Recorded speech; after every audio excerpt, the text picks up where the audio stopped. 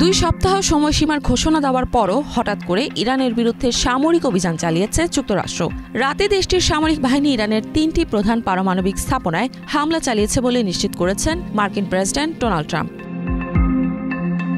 White হাউসে বক্তব্য দেওয়ার সময় শুরুতেই সবাইকে ধন্যবাদ জানান ট্রাম্প। এরপর তিনি বলেন, কিছুক্ষণ আগে ইরানের 3টি মুখ্য পারমাণবিক স্থাপনা ফোর্ডো, নাতাঞ্জ ও ইস্পাহানে একটি সুনির্দিষ্ট হামলা চালিয়েছে যুক্তরাষ্ট্রের সামরিক বাহিনী। তিনি বলেন, এই নামগুলো তারা বহু বছর ধরে শুনে আসছেন, যখন থেকে তারা ধীরে ধীরে ভয়াবহ এক ধ্বংসাত্মক পারমাণবিক কর্মসূচি গড়ে তুলছিল।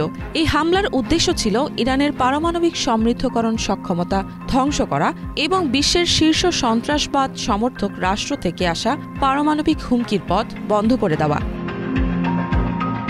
এরপর তিনি বলেন, এটি ছিল অসাধারণ এক সামরিক সাফল্য।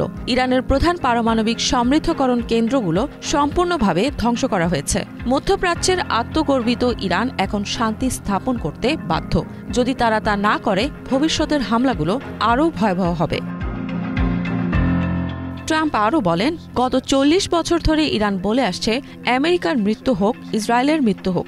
ইরান তাদের মানুষদের হত্যা করেছে, রাস্তায় পুঁতে রাখা বোমা দিয়ে তাদের হাত পা উড়িয়ে দিয়েছে। এটি ছিল তাদের বিশেষত্ব। তারা 1000-এর বেশি মানুষ হারিয়েছেন এবং মধ্যপ্রাচ্য ও বিশ্ব জুড়ে লাখ লাখ মানুষ সরাসরি তাদের ঘৃণার কারণে মারা গেছে। তাদের জেনারেল কাশেম সোলাইমানির হাতে বহু মানুষ নিহত হয়েছে।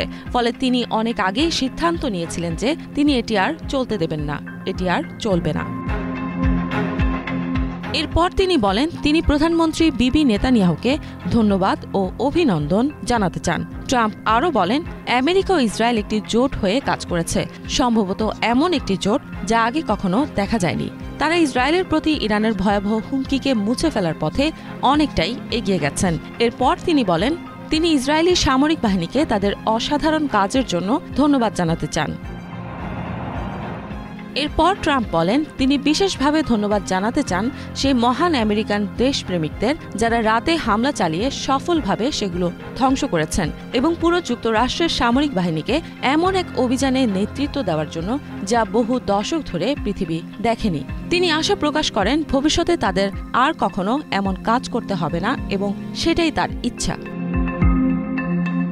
এরপর তিনি যুক্তরাষ্ট্রের জয়েন্ট চিফ অব স্টাফের চেয়ারম্যান জেনারেল ড্যান রেইজিন কেইনকে একজন অসাধারণ জেনারেল হিসেবে অভিহিত করে এই হামলায় অংশ নেওয়া সকল সামরিক নেতৃত্বকে ধন্যবাদ জানান। ট্রাম্প বলেন, এত সব ঘটনার পরেও তিনি স্পষ্ট করে বলতে চান, এই পরিস্থিতি আর সহ্য করা যাবে না। হয় শান্তি প্রতিষ্ঠিত হবে, নয়তো ইরানকে এমন এক ভয়াবহ পরিণতির মুখোমুখি হতে হবে যা গত 8 দিনের ঘটনার চেয়েও অনেক বেশি বিধ্বংসী হবে। তিনি হুঁশিয়ার করে বলেন, এখনও অনেক টার্গেট বাকি আছে। গত রাতের অভিযান ছিল সবচেয়ে জটিল এবং সম্ভবত সবচেয়ে প্রাণঘাতী।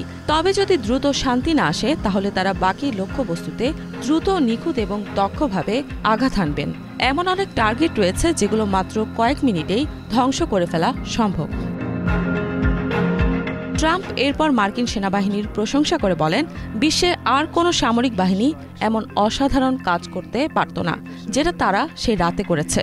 এমন কিছুর ধারে কাছেও কেউ কখনো যেতে পারেনি। ইতিহাসে এমন ঘটনা আগে আর কখনো ঘটেনি। পেন্টাগনে একটি সংবাদ সম্মেলনের আয়োজন করা হবে, যেখানে বক্তব্য রাখবেন জেনারেল কেইন ও প্রতিরক্ষা মন্ত্রী পিট হেগসেথ বলে জানান তিনি। এরপর ট্রাম্প সবাইকে ধন্যবাদ জানান। তিনি বলেন, তিনি বিশেষভাবে ঈশ্বরকে ধন্যবাদ জানাতে চান। এ সময় ট্রাম্প বলেন, আমি শুধু বলতে চাই, ঈশ্বর, আমরা তোমাকে ভালোবাসি আর আমরা আমাদের মহান সামরিক বাহিনীকে ভালোবাসি, তাদের রক্ষা করো। এরপর ট্রাম্প তার বক্তব্য শেষ করেন এই বলে, ঈশ্বর মধ্যপ্রাচ্যের মঙ্গল করুক, ইসরায়েলের মঙ্গল করুক এবং আমেরিকার মঙ্গল করুক। সবাইকে ধন্যবাদ। ইফাত জাহান, বাংলাভিশন।